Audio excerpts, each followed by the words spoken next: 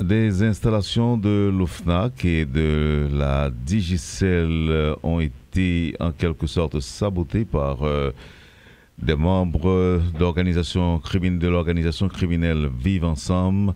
L'Office national de l'aviation civile, l'OFNAC, n'a pas tardé, n'a pas mis du temps à réagir. L'Office a dénoncé ce qu'on peut qualifier d'acte de sabotage contre les installations stratégiques à Kinskov. Qualifiant l'attaque de grave et inacceptable, l'institution affirme que la sécurité du trafic aérien n'a pas été compromise et que les opérations se poursuivent normalement.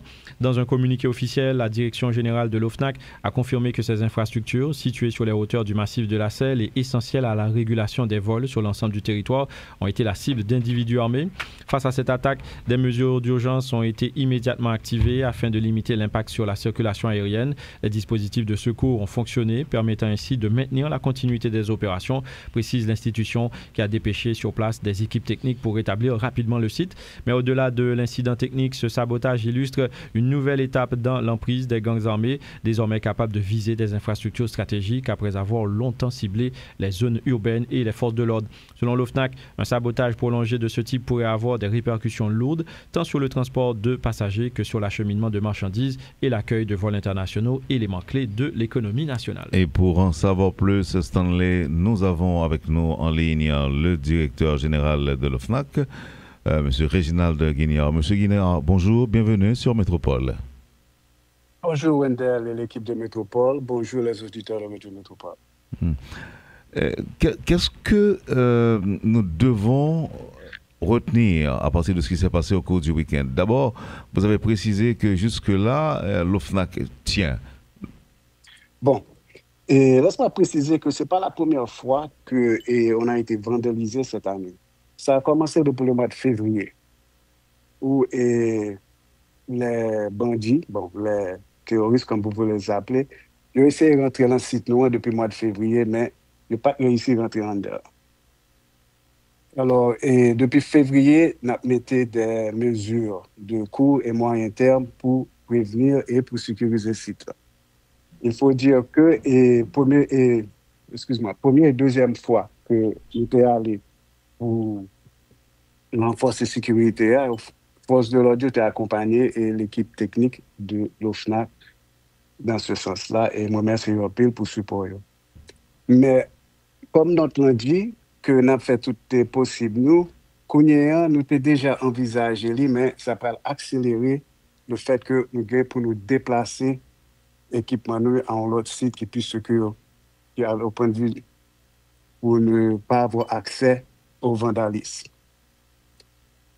Et troisièmement, ça c'est pour le moyen et long terme, on a contacté un de nos partenaires de fournisseurs, dans le sens c'est Aeronav, pour nous demander aux solutions pour proposer nous pour la redondance. Ça veut dire que si nous avons un site qui tombe, ici, il n'est pas affecté parce que nous avons l'autre antenne qui parle et fait relais.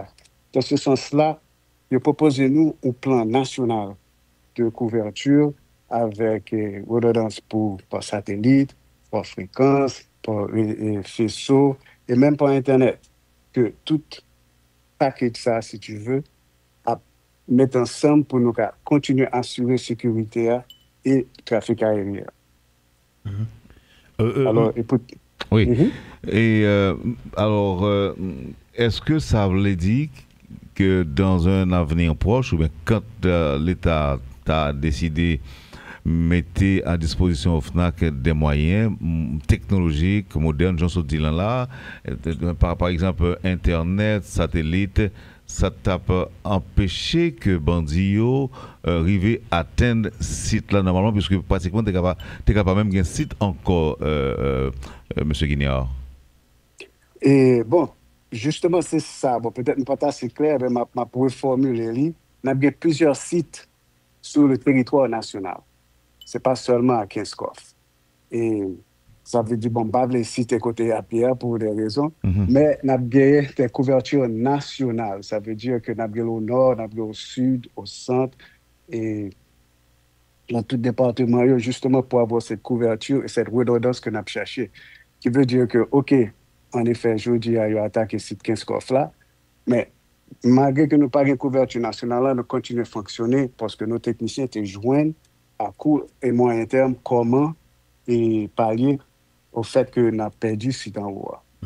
Et, Alors, M. Guignard, dans l'alerte, OFNAC est alerté justement sur le fait que attaque ça aussi continue fait, il y a gagné de lourdes conséquences sous transport passager et puis acheminement marchandises. Est-ce que nous avons considéré dans attaque ça qu'a tout gain des incidences sous évaluation que FAA prévoit faire sous sécurité aéroport là, très bientôt? Est-ce que nous craignons que ça ait des risques d'incidence sous évaluation ça? Oui, bien sûr, et inévitablement, l'IBRAL agit sous FAA. Mais, bon, d'après renseignement PAM, FAA déjà statué qu'il n'y a pas de restriction qui gagne sur l'aéroport et de Port-au-Prince. Faut me dire que, dans une misconception, moi, qu'a dit, de le fait que c'est FAA, tout le monde comprend que c'est un problème d'aviation que lié. En effet, il a affecté l'aviation, mais ce n'est pas un problème d'aviation lié. Parce que de notre côté, dans l'aviation, du ministère de TPTC, passé par OFNAC, passé par AN, nous avons plusieurs mesures que nous prenons, nous avons plusieurs comités que nous mettons sous pied pour démontrer que nous avons fait ça qui est le moyen nous pour assurer la sécurité autour de l'aéroport là. Il y a le programme de démolition qu'a fait là, ou bien patrouille qui se fait régulièrement autour de l'aéroport avec ni PNH, ni force multinationale. Là. Mais c'est ça seulement que nous-mêmes nous avons fait dans le secteur aviation. Hein, parce que, encore une fois, mes conceptions, c'est que c'est un problème de sécurité qui relève de force de l'audio. Ça n'a pas relevé vraiment de nous-mêmes l'aviation. Hein. Même temps, mais que ça clair, même temps, que nous comprenions ça. Parce que nous-mêmes, nous avons fait tout ça, nous capables pour assurer la sécurité. Donc, est-ce que nous sommes capables de dire FAA, si vous voulez, a décidé de l'autre délai, puisqu'on dit quoi que est en prolongé, donc là, nous sommes supposé là pour n'importe un an encore, un an ou deux? Bon, il a fallu, type de notification, ça, c'est chaque 3 mois. Alors, nous là pour l'autre 3 mois encore. D'après moi. Maintenant, si vous nous retournez sur ça passé pendant le week-end dans le site noir, on dit jusqu'ici nous fonctionnons. Est-ce que c'est avec ces gaz au relais ou bien n'ayons pas de gain en fait trop gros dégâts dans le site là? Bon, à te dire vrai, jusqu'à présent, nous pas qu'arriver sur ce site là. Parce que pour nous arriver, il faut une force de l'audio accompagner nous. Et le moment, ça me dit que nous pas qu'à faire un constat, et du moins, pas un constat de mes techniciens pour dire tel bagage affecté, tel bagage pas affecté. Mais ce qui est sûr, c'est que avant, et c'est ce qui est différent avec les 2 premières fois, c'est qu'ils ont accédé à l'intérieur, ils sont rentrés en dedans. Mais nous, par contre, qui dégâts ils ont fait. Mais n'empêche que nous continuons à fonctionner, nous continuons à travailler. Oui. Justement, c'est ça. Et nous t'ai expliqué que depuis février, première fois ça arrivé, nous t'ai déjà comprendre que faut nous mettre un système de relais, backup, si vous voulez, pour assurer le fonctionnement de fréquence là, pour continuer à communiquer avec l'opérateur et puis monsieur qui a survolé l'espace là. Si OFNAC a gagné, par exemple, pour les talents sont alertes, certes, mais s'il t'a gagné pour lui lancer un SOS ou bien appeler à l'aide, demander de l'aide, qui ça OFNAC par organe t'as dit, monsieur Guignard? Bon, et SOS, nous avons pensé, c'est aux forces de l'ordre pour nous établir sécurité en haut là, si c'est si simple que ça. Mais par contre, si nous parlons de plan couverture nationale, là, vous dire que ce projet on a présenté nous et nous allons présenter vers le CPT, je pense au mois de mai, pour montrer que voici, ça nous proposé à la longue et ça c'est vers le futur. C'est-à-dire, ça n'a mis sous place là, c'est pas pour gérer la situation actuelle, là, c'est pour gérer le développement de l'aviation pour le futur, qui veut dire que l'aéroport qui va ouvrir et le gouvernement qui a un programme ouvrir au CAI et pour Jacques Mel, tout ça va rentrer dans ce plan-là, qui veut dire que ce n'est pas un bagage qui est ponctuel, c'est un bagage pour l'avenir. Et ils sont montrés très favorables. Mais Kounia m'a dit qu'il y a un sens d'urgence pour mettre ça sous pied, pour dire que nous-mêmes, sous bord pas nous, mais ça nous a couvert si nous pas sécuriser 15 coffres comme il faut. Et même si nous sécurisons 15 coffres comme il faut, mais avec ce redondance que nous avons sur le territoire national, nous ne pas affecter du tout. Nous comptons, oui, M. Guignard, depuis directeur général, c'est une première intervention faite dans la presse. Nous remercions pour ça. En tout cas, sous Métropole. Merci.